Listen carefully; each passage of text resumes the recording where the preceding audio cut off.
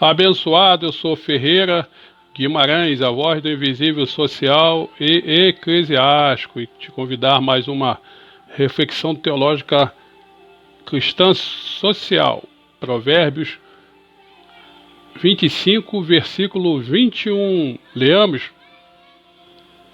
se o seu inimigo tiver fome, dê-lhe de comer. Se tiver sede, dê-lhe de beber. Matar a fome do inimigo, talvez você me questione.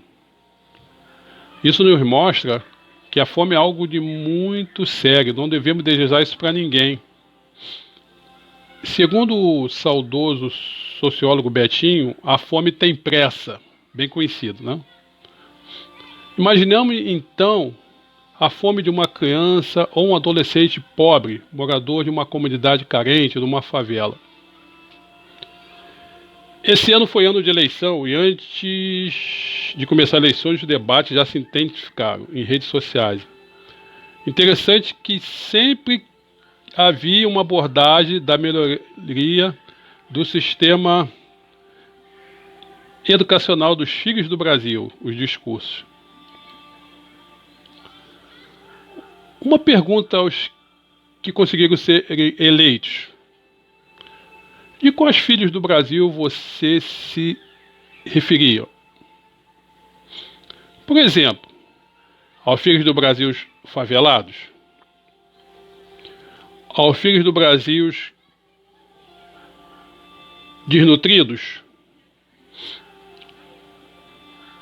Aos filhos do Brasil que moram em comunidades carentes, se você preferir o termo? Alguns estudiosos sociais afirmam que existe uma diferença conceitual acerca de o que é fome e o que é desnutrição. A fome é a necessidade básica de alimentos que, não satisfeita, diminui a disponibilidade de qualquer ser humano para as atividades cotidianas e também para as atividades intelectuais. Porém, uma vez satisfeita a necessidade de alimentação, cessam todos os seus efeitos negativos, sem quaisquer sequela. Já a desnutrição, por sua vez, ocorre quando a fome se mantém em intensidade e tempos prolongados, que passam a interferir no suprimento energético do organismo. Para manter o seu metabolismo em funcionamento, o corpo adota uma série de medidas de contenção de gasto. Nos casos mais leves, da chamada desnutrição leve, o organismo diminui a taxa de crescimento.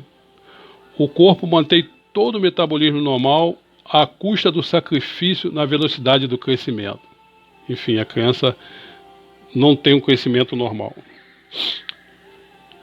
Pesquisadores da Unicef e a própria ciência médica diagnóstica que crianças e adolescentes desnutridos ou com carência alimentar apresentam baixa concentração e dificuldade de assimilação de aprendizagem, o que compromete o seu rendimento escolar.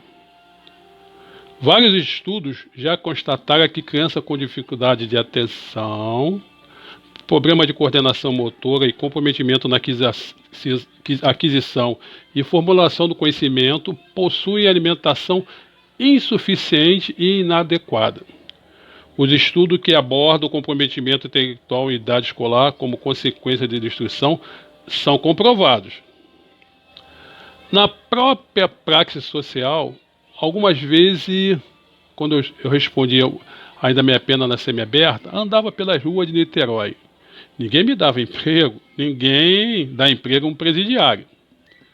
Vivia como população de rua, não tinha dinheiro para voltar para Campo Grande, onde eu residia, 80 quilômetros de Niterói, e voltava à noite para o presídio cheio de fome. Isso perdurou mais ou menos por quase 2 anos. Mas um dia, no abrigo São Benedito, na época, onde se dava 10 quentinha, e eu tinha que chegar às 7 da manhã, mas só liberava lá no presídio, os guardas, às 8 da manhã. Eu nunca pegava a senha. Mas um dia, depois de quase 2 anos, graças a Deus, Deus tocou no coração de uma assistente social. e eu fui ajudado. Mas para garantir que me guardasse uma quentinha, ao chegar eu varri todo o pátio e lavava todo o banheiro do albergue. Mas pelo menos assim eu podia me alimentar com a quentinha e continuar a estudar. Cerca de 10 anos depois que eu comecei e voltei a estudar porque estava bem alimentado, eu coordenei o albergue com o novo advento da LOAS. Coordenei o Centro de Acolhimento Noturno da População de Rua. Hoje, a nossa vida é um referencial para a população de rua e para o social de Niterói, para a glória de Deus. Mas, querido, a fome é terrível e é desumana. Conferencistas famosos, infelizmente, estão diametralmente opostos à realidade de crianças e adolescentes que sobrevivem e frequentam escolas, a rede de educação, dentro das suas próprias comunidades carentes. Conforme nos elucida a ilustríssima professora doutora Margarete Martins Araújo em seu livro Pedagogia Social, Diálogos com Crianças Trabalhadoras. E eu enfoco que você possa fazer a leitura dessa grande obra. Ela enfoca que crianças que apesar de trabalhar cerradamente, elas sobrevivem e conseguem até mesmo ser felizes nas suas maneiras de entender um mundo que constantemente as agride. Evidentemente que tendo que, acima de tudo, sobrevive pela infinita misericórdia e proteção de Deus. Eu não teria uma melhor explicação de resistência a tanto mal. E por minhas próprias experiências como conselheiro, anos depois de passar o meu período de presídio de fome, por 2 gestões, e depois de ser caçado e combatido pelo próprio prefeito municipal, que se dizia socialista e humanitário, entretanto era altamente corrupto, continuo a lutar pelos direitos fundamentais e garantias constitucionais da criança e adolescente em risco e vulnerabilidades sociais e extrema pobreza. E se não bastasse tanta carência afetiva familiar, e apesar de todo enfrentamento em suas comunidades carentes, favelas, e o pior, via de regra, ainda são vítimas sem defesas de furto de suas merendas escolares pelo próprio sistema educacional governamental, ou municipal ou estadual. Querido, criança com fome e outras mazelas antropológicas, sociais e psicológicas, imersa nas fragilidades humanas, acabam por sucumbir ao degradante tráfico de droga e outros crimes para sobreviver e sustentarem também outros integrantes da sua família por diversas sequelas no convívio familiar.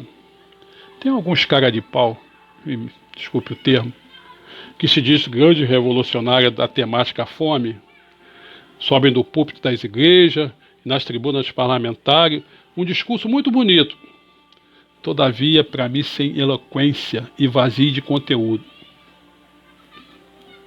Quero ver você, querido, com esse discurso bonito, fazer uma revolução com as tripas vazias e sem um pedaço de pão para comer e dar para os seus filhos. Outros argumentos sem o menor conceito, sem o menor conteúdo de uma realidade brasileira.